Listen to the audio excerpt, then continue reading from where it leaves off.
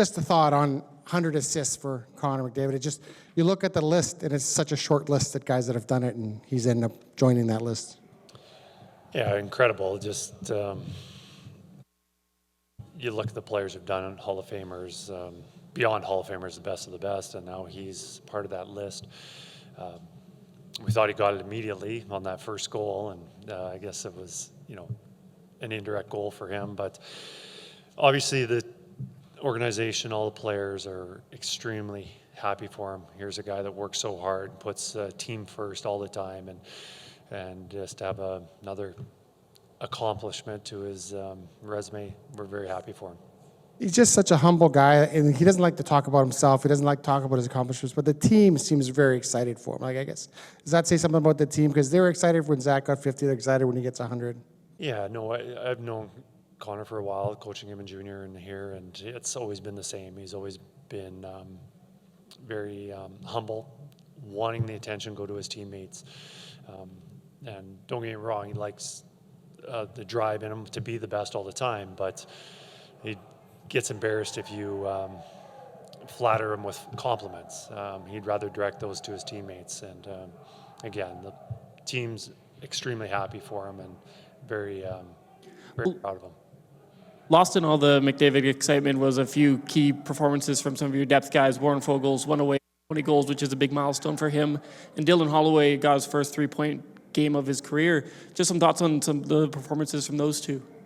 Yeah, I thought everyone played a really good game, and those guys, it's nice to see those guys get rewarded with some offense, some goals and assists. Dylan and Warren were, two of the guys that sometimes you just benefit from being in the right place and maybe not having a great game and getting on the score sheet a few times, but their game all around was really solid, making plays and skating. I thought our team skated really well and played with a lot of speed. So, but again, we're happy that Connor obviously hit that milestone. That's the biggest thing, but it's nice to see those depth guys get some offense too. Kris, as you kind of round out your roster, round out your game before the playoffs, what do you take from a game like this? Is it tough to really evaluate as a coach? Yeah, it is. You've got a team that's struggling this year, and at the end they don't have a lot of push. And I thought we played a good game, but it's not a game against first round matchup, whether it's Vegas or LA or whoever that might be. And so yes, I thought we played really well, but we're playing against a team that's not making the playoffs, and we don't want any false hope. And a broad strokes question, not really pertaining to this game, but why does the Ekholm-Bouchard pair work so well? How do they do their thing?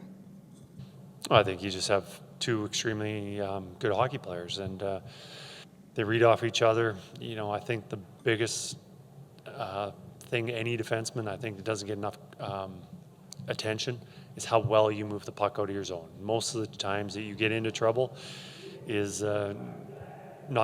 turning the puck over, not getting into the forward's hands, and then you're in a position to defend. And when they are in a position to defend, they are good at that.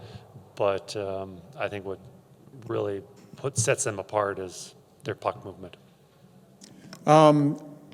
The result of this game aside, and opponent and everything, what did you think about the look of those top two lines that you pieced together? And you feel like there's a decent mix there that has some potential? Well, anytime you score, 9 goals and you're thinking, yeah, it looks great, and we're very happy with how the lines rolled, and it seemed like there was chemistry with everybody.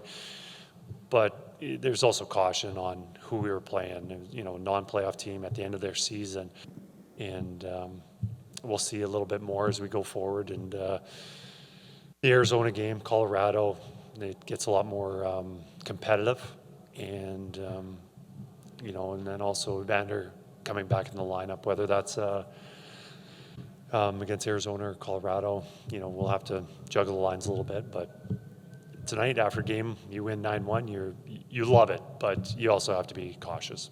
Do you expect to play McDavid, Draisaitl, and company in both of the back-to-backs, or do you envision a scenario where guys maybe only play one of those two? We're going to wait and see, make that decision tomorrow after Vancouver's game. if Vancouver wins, it's really easy for us to take guys out because those games don't mean anything. We're definitely finishing second place. If they lose, and then, that makes it a little more difficult. The goal is to win as many games as possible. We would like to finish first in our division. But, we have to make those decisions later. So right now we kind of have an idea. After tomorrow night, I think we'll be really making decisions then. Kris, you worked with David with the Rangers organization. On either side of it, how difficult is that for coaches when you're watching that, and you still want to sort of see your team do certain things, but you don't want to embarrass the opposition, and they're having a really challenging night like they did tonight.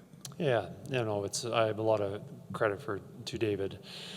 David Quinn's an outstanding coach, a little bit of a mentor for me. I was able to work under him with the affiliation with Hartford in New York. I think he's a great coach, and difficult circumstances being in there where a team has been, not having the same caliber of talent as, he doesn't have the McDavids and the Dreisaitl's, and again, you're not making the playoffs. It's the end of the season. It's a difficult situation. I've been in that situation in the American League where I've been lost players, and it's the end of the year, and it's tough. One more here from Cam. How have you felt about your team's road game here recently, and just your thoughts on closing the season out on the road? Chance to do that.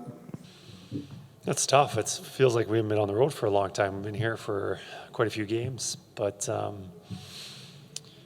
it depends on which road games. It's been up and down. I think of the Dallas game, and I'm thinking, geez, we're not a very good road team, but I'm thinking there's been some really good ones in there. But I think when we get down to it, the importance of the games, our guys have really showed up and played well, and I think it's good that we finished on the road and built some momentum, because when you enter the playoffs, that's so important to stealing those games on the road, because everyone's typically has a better road record.